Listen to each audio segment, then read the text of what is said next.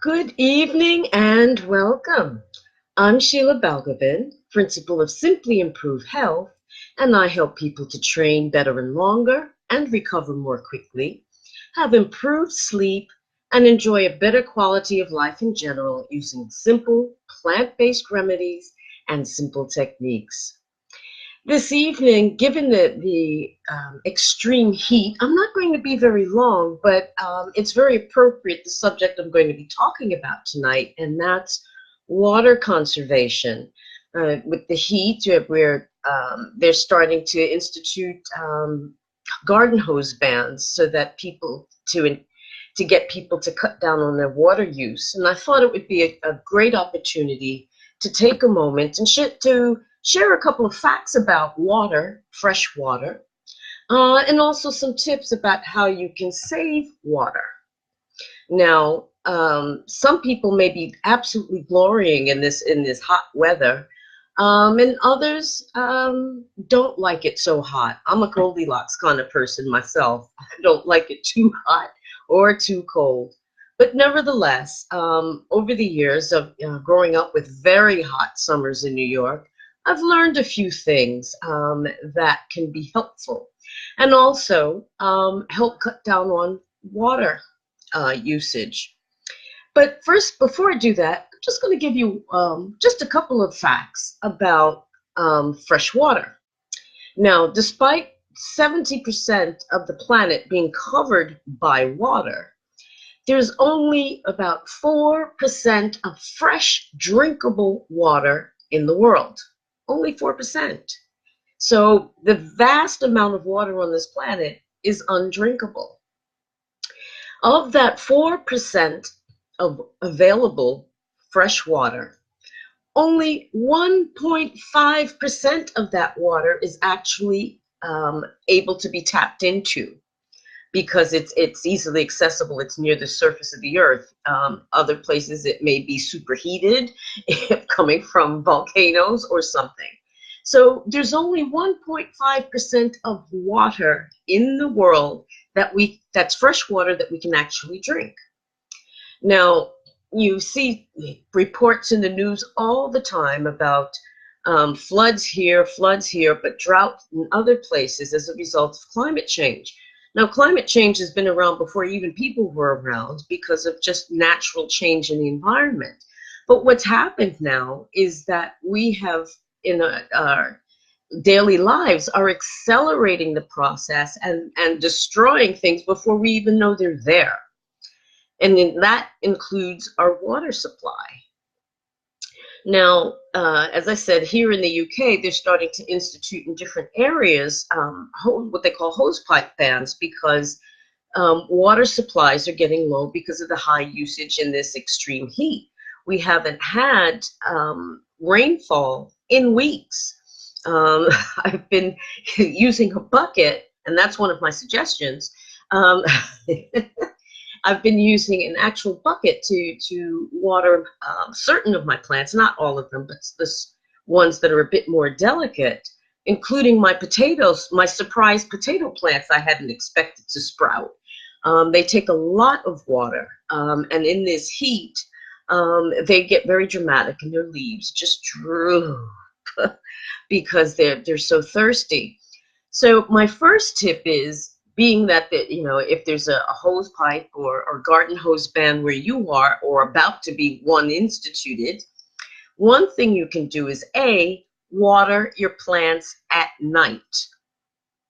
And watering your plants at night is a very effective way of cutting down on evaporation so that your plants actually get more water. If you water them during the day, you risk burning the leaves, number one, and a good part of the water being evaporated. So water your plants at night, and rather than using a hose, which can be a bit more wasteful, use a bucket. Use buckets too, and I mean, you can use the hose to fill the bucket, but don't use the hose itself. And concentrate where you're watering your plants. I mean, you're just going to have to get used to the fact that your lawn is going to turn brown. It's just the way it is. But grass is resilient. As soon as it gets a bit of rain, it'll spring back. So if you have tender plants, use use buckets of water and water at night.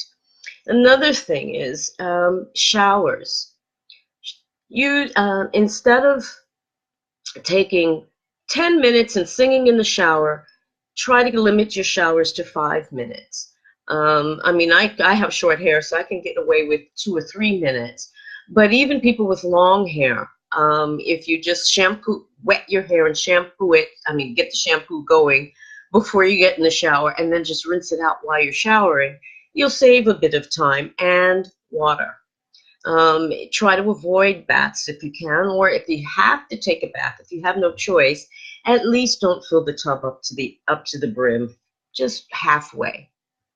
And you can even put, to cool yourself off, you can even put in some base oil, like sunflower oil or almond oil or something. Put a couple of drops of peppermint mixed in the base oil and put that in your bath. It's if you have a heart problem, don't use that. Use lemon instead, a couple of drops of lemon, and use that to cool and refresh the body a bit further. So that's something you can do in your shower. If you homeowners, if you have old-fashioned toilets that take forever to flush and fill the tank to fill again, it's worth investing in a low-flow toilet. They have much more powerful suction and they use a lot less water. I mean, water conservation doesn't have to be big, dramatic actions. It can be little things. And if you think, oh, I'm just one person, what will it do? Think of it this way. If each person on the planet, and that's 7 billion plus, dropped one piece of paper on the ground as litter, what would the place look like? Think about that. 7 billion plus pieces of paper just dropped on the ground. We'd probably collapse under the weight. So one person, if everybody thinks that, oh, it's just one person, then everybody's waiting for somebody else to do something and nothing gets done. So be the change you want to see in the world. If you want to be in a world where you will be able to take your children to lakes and streams and be able to swim and enjoy themselves, if you want to be able to turn on your tap and get some water coming out of it, it's getting that bad in some places. I mean, there are water wars going on already. You think people are fighting over oil and gas and other things? Wait till the fresh water starts to truly run out and it can't be, what is left can't be accessed anymore, and people start fighting over water. The water wars will be horrid. They're already fighting over water in some places, like along the Nile. All different countries are all claiming sovereignty over the river. Nobody truly owns it, but they're damming it, they're draining it, and the river's levels are dropping. And with the decrease in rainfall in that part of the world, there's truly a danger that some of these mighty rivers that we have will actually disappear. And in fact, despite all the flooding that's going on recently here in Europe, what's happening is that smaller streams and rivers may actually disappear or become saltier because of melting glacier water someplace else on the planet. So water conservation is extremely important. There are lots of little things that you can do. Lots of little things. Like I said, shorter showers, low-flow toilets, making sure when you wash your clothes that you're using a full load. There's no point in washing 2 or 3 items, wasting all of that water. There's no point.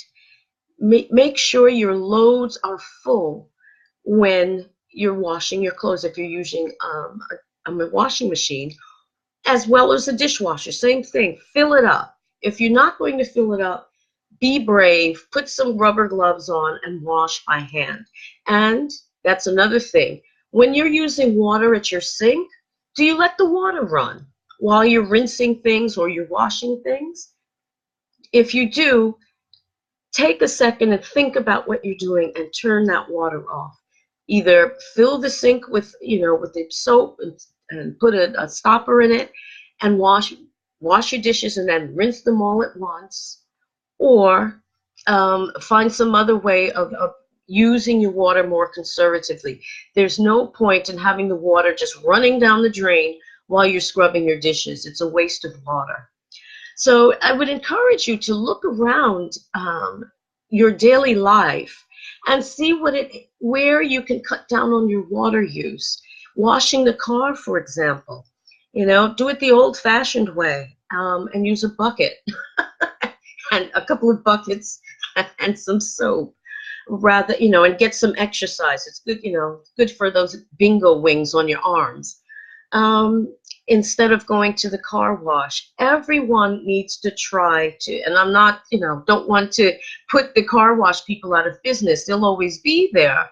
But during this time when the pressure on the water supplies is so severe, it behooves all of us to make some little effort to be able to cut down on our water usage, or literally the taps are going to run dry.